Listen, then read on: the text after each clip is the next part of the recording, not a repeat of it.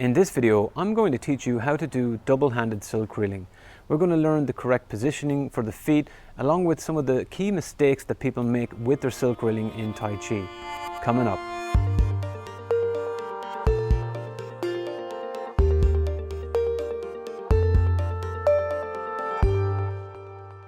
Hey guys, welcome back to the channel.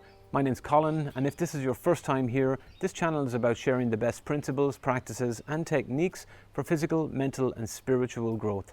So if that's something you're interested in, consider subscribing to the channel. In this video, we're going to be talking about how to do double-handed silk reeling. Silk reeling is one of those beautiful parts of Tai Chi that Tai Chi cannot do without. It's about continuity of movement, flow and fluidity. So let's get into the training. Okay, double-handed silk reeling. This one is very similar to the single-handed in terms of the principle. So everything's the same. We're going to be shifting weight. We're going to be turning, shifting weight, turning, shifting weight. The way we begin, again, with the feet together. Again, just allowing yourself this time to relax, clear your mind, allow the spine to straighten, head up, neck relaxed. For double-handed silk reeling, we're going to open the right foot first, about 45 degrees.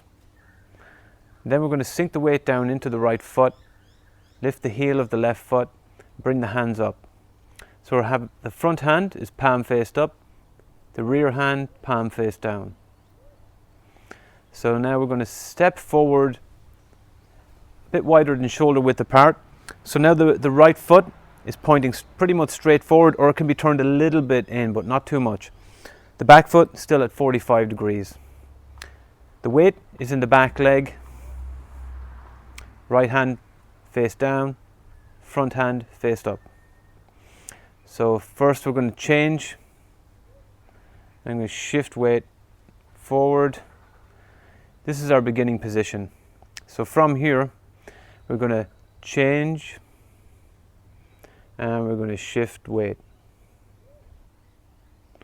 Now we're going to change, shifting weight,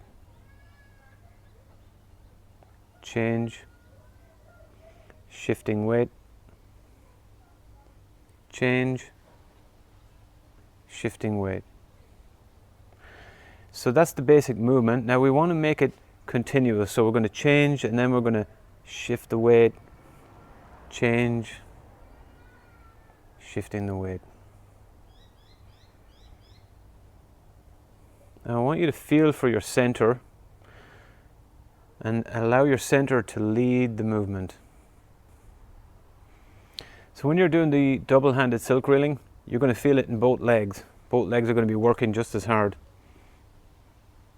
So some of the things we want to watch out for here is we don't want to be reaching, overreaching. So this is if we're overreaching too much like this or coming too far forward, we're going to pull away from the center. We want to ensure that we contain the movement, keeping the back straight and the eyes gently following the movement of the hands.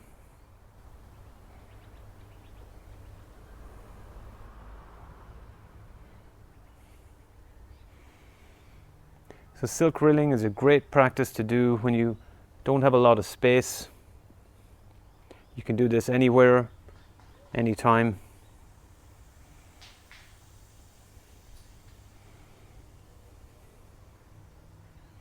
It's also a good practice to do when you don't know the full form yet and you want to be able to develop some depth into your movements. So what I want you to focus on here, as we've talked about in previous videos, is moving from the center, relaxation, alignment. Focus on keeping the back, the spine straight and relaxed. Allowing the center of the body to maintain alignment, making sure that our head is not turning as we do the movement. Head should follow the center.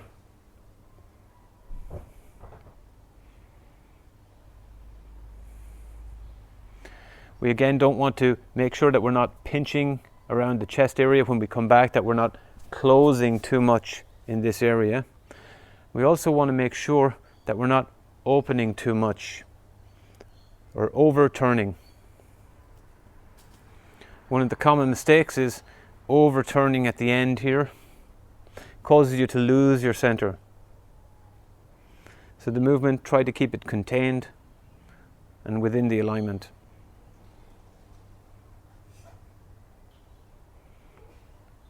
And when you're finished, you just step in. And when you want to do the other side, you have the option of either stepping forward into the other side or beginning again with the feet together. Open the left foot 45 degrees. Hands come up in front of the body. Sink the weight, step forward and turn, shifting the weight forward. Change, shifting weight. Change, shifting weight. Change, shifting weight. Change, shifting weight.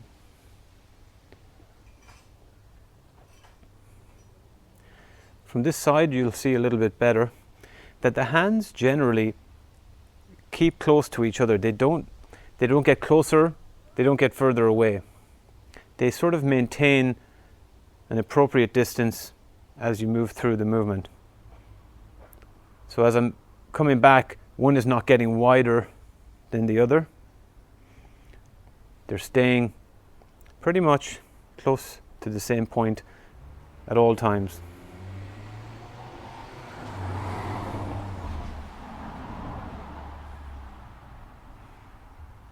Eyes following the movement.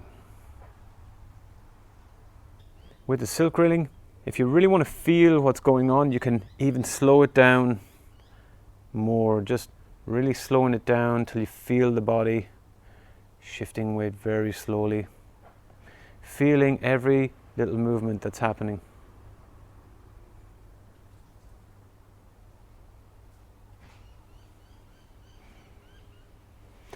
But generally, you want to maintain a consistent speed. We want to avoid lifting the shoulders when you're doing your movements. So when your hands are coming up, don't let your shoulders come up with the movement. Let the shoulders, in fact, sink down into the ground, and shoulders sinking down as the hands float up. Now, if you feel somewhat awkward around the legs, if you feel like you're stiff somewhere around the hip area, you might want to double check that your feet are in the correct position. If you have to adjust them slightly, do so as long as you're maintaining the alignment and you're not opening too much or closing too much of the feet. The hips should feel free to move, and you should really be feeling the legs now getting nice and warm as you're doing this movement.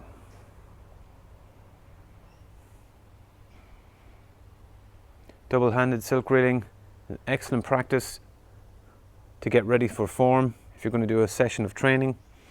Like I said, it's a great movement to do if you don't have a lot of space.